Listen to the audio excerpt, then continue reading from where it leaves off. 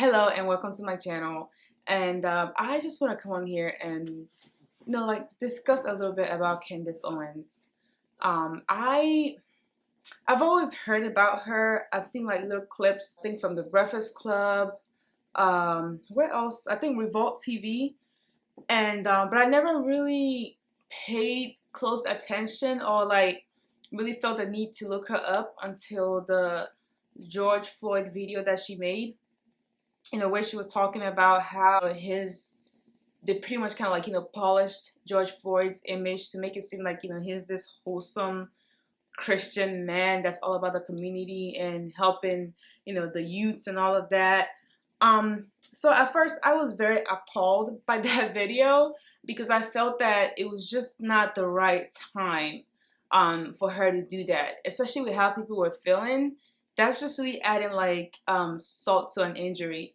And so yeah, like at the time I was a little like, I was angry and I had to calm down a little bit to really understand what she was talking about. So like, yeah, after listening to it again, I took some things, I took some positives and some negatives from what she said. So with her, one thing I can say I like about Candace Owens is that she speaks her mind. And she speaks her mind, and not always at the right time, but she speaks her mind, and for that I can really respect her for that. Especially with that George Floyd video. You have to take some like boldness at a super sensitive time like that to come up with that, to put out that video. I think that video has been viewed over like 100 million times at this point, and it had to really take some boldness to make that video.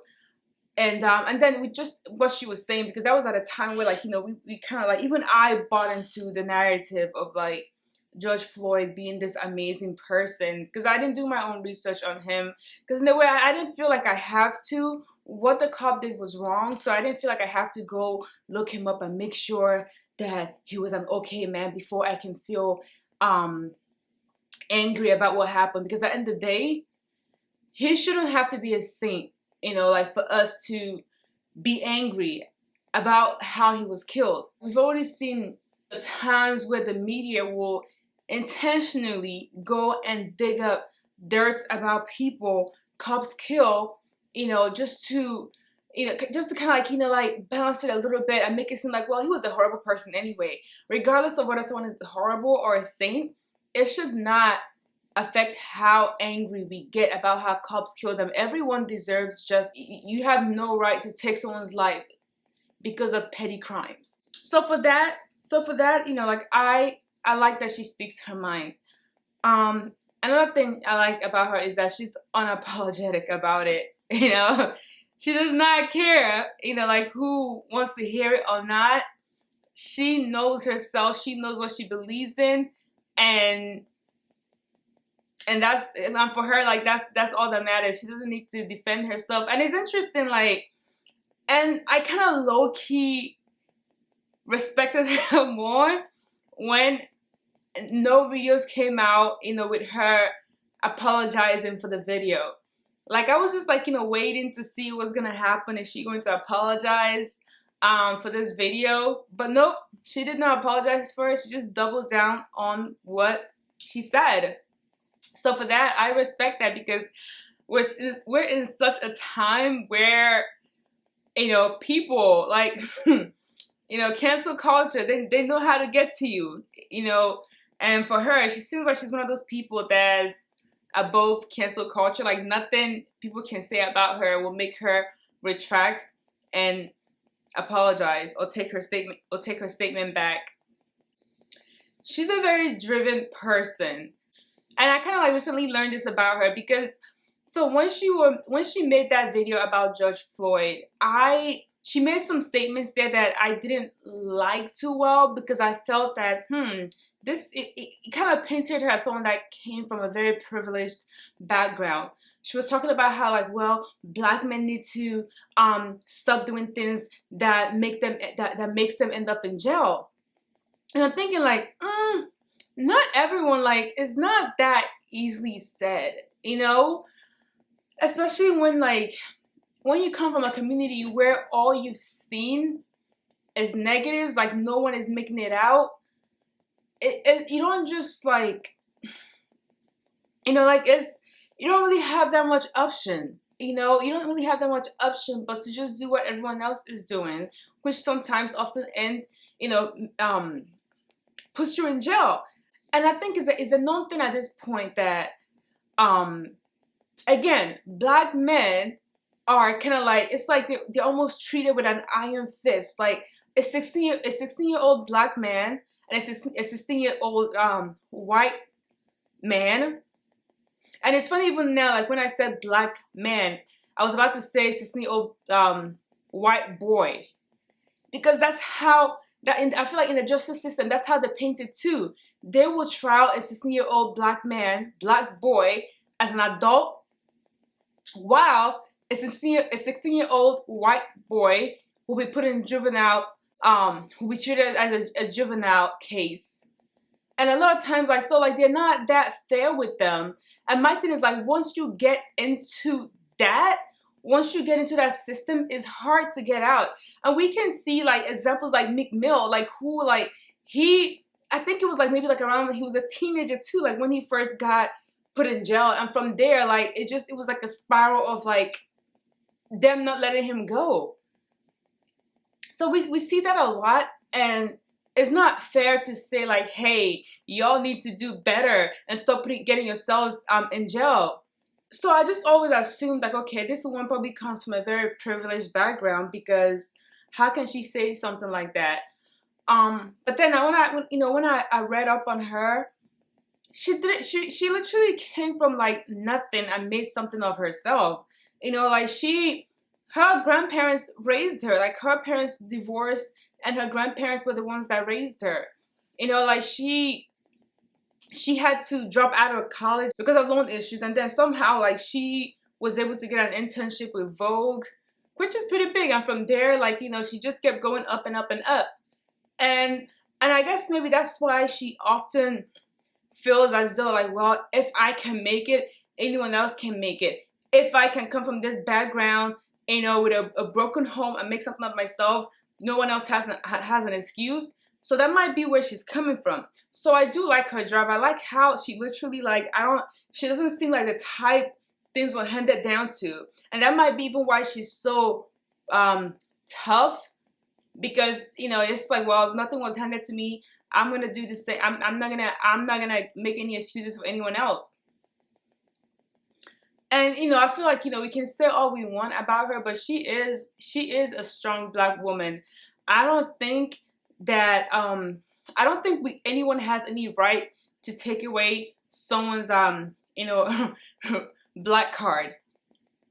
Because my thing is, like, it's like when we do that, it's like we're subscribing to the narrative black is one way.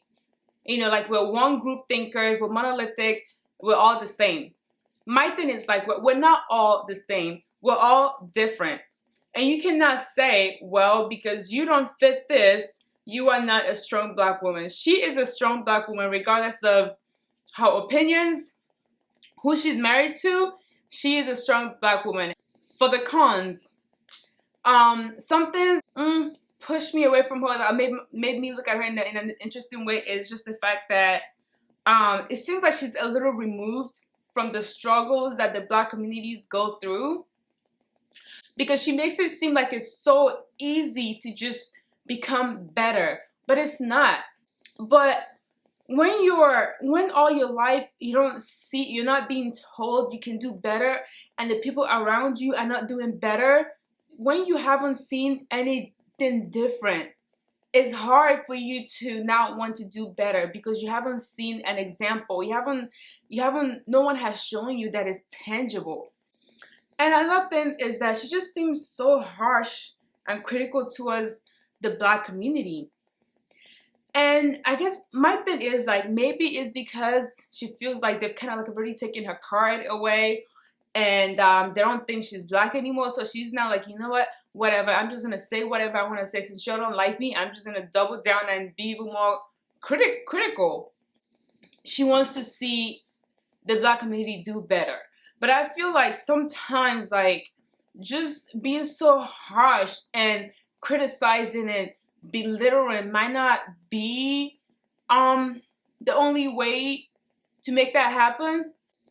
I don't know, she just seems super, super harsh towards the Black community.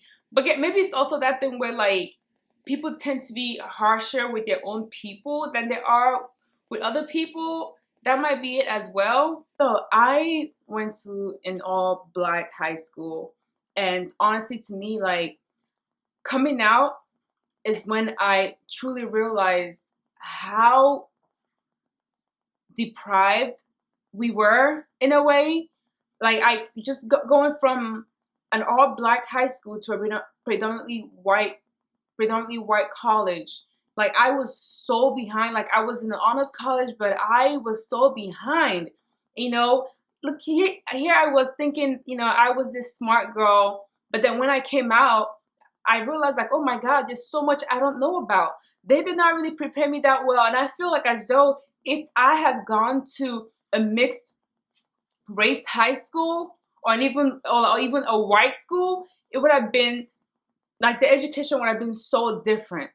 So, like, this whole thing, I know, like, even with the video she did with Kingface, they were saying how, like, yeah, I didn't feel any racism. The fact that you have to teach yourselves, like, oh, I need to respect the cops. I need to make sure when they come for me, the fact that I have to say that you have to bring up the fact that you need to make sure that when cops are around, your hand is up on the deck, you know, your key is out. You have to show them that the fact that you have to make them feel safe, that you don't have a gun, that you're not going to attack them. That says a lot. How many white men say that same thing? How many white men have that same experience? So to me, that right there should show you, like, you know, how, like, that should show you the type of racism that we deal with. The fact that white women don't have to tell their sons, like, hey, make sure you respect the cops. Make sure when they stop you, you don't say anything. You behave well. They don't say that to them. But why is it that for us, you have to tell your Black sons, like, hey, you know, make sure you behave well. Make sure your hands are up. Make sure this, that. Make sure you don't, like, do anything to trigger them. That should be enough reason to let you know that, hey, systemic racism does exist. So to me, that's the part when I say that I feel that she's a little bit removed from the Black community, like from the struggles of the Black community, that there is another example.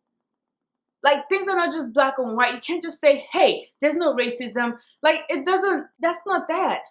Like, even like just with Kingface, both of them were talking about the whole thing, oh, there's no racism, almost as though it's in our head. No, it's not in our head. You know, just even seeing where you grew up, she let you know, like, seeing where you grew up and coming out of it, she let you know, like, wow, racism does exist. And there's very different forms of that. The fact that our, you know, predominantly Black schools don't get the same resources as white schools, that right there is systemic racism. Why isn't money put into Black schools? Like, honestly, like, going to a predominantly white school was an eye-opener for me, to just show me how disadvantaged I was coming from the community I came from. So I feel like that right there, she needs to go back and honestly re-educate herself, since she's been so far removed from it, re-educate herself on the Black struggle. So we have a long way to go, and I feel like until we all acknowledge and accept the fact that racism still exists deeply, and it's still deeply rooted, it's not just about defunding the police. Is deeply rooted in, like, in our school system, you know, like in corporate America. Racism still exists. At church, it still exists, and it's not just about defunding the police. It's deeper than that. So that part to me is something I cannot subscribe to that she said, because if we really, you know, come down and look there is racism still exists in a lot of places, and it needs to be uprooted. And until that is done, no one can say there's no such thing as systemic racism. So on that, I still respect her because she is someone that's very bold and unapologetic about her opinion. And I stand by that. I hate when people say something and then once pressure comes, like they backtrack and start apologizing. So for me, I respect her confidence and her boldness.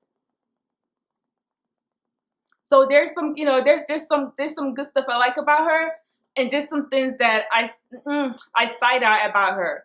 But in all, again, she's like, I'm not gonna come on here and cancel her for speaking her mind and being who she is. And I hope that she, continues to thrive. That's all I have to say. And thank you for watching. Please subscribe if you have not already subscribed. And I will see you in my next video.